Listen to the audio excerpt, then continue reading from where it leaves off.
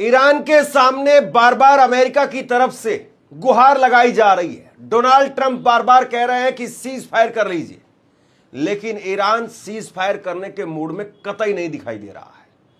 और ये तस्वीरें देखिए आप, ये तस्वीरें अपने आप में बहुत कुछ बताती हैं।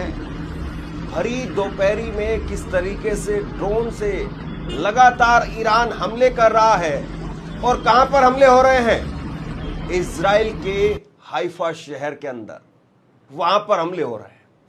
तेल रिफाइनरी, सबसे बड़ी रिफाइनरी है इजराइल की, हाइफा के अंदर, वहां पर हमले हुए हैं। गैस रिफाइनरी है, उसमें हमले हुए हैं और फ्यूल टैंक तबाह कर दिए हैं।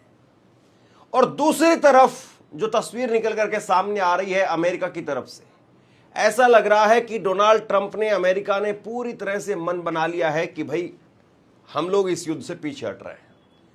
डोनाल्ड ट्रंप का एक बयान निकल करके सामने आया है और उन्होंने पत्रकारों से बात करते हुए कहा कि इस युद्ध में जाने के लिए मुझे युद्ध मंत्री की तरफ से, विटकॉफ की तरफ से कहा गया कि आप हमला कर दीजिए, वरना कभी भी ईरान हमला करने वाला है।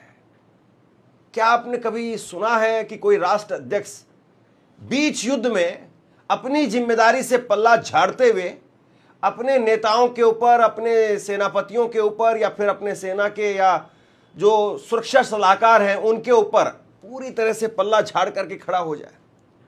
यह डोनाल्ड ट्रंप का असली चेहरा है। और वहीं अमेरिकी सीनेटर्स की तरफ से भी जो बयान निकल करके सामने आ रहा है वो भी बड़ा खतरनाक है।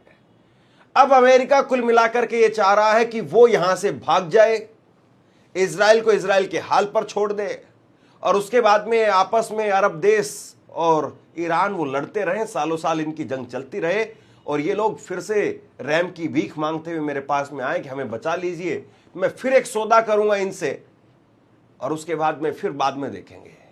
ये कुल मिलाकर के इस वक्त में सिनेरियो दिखाई दे रहा है।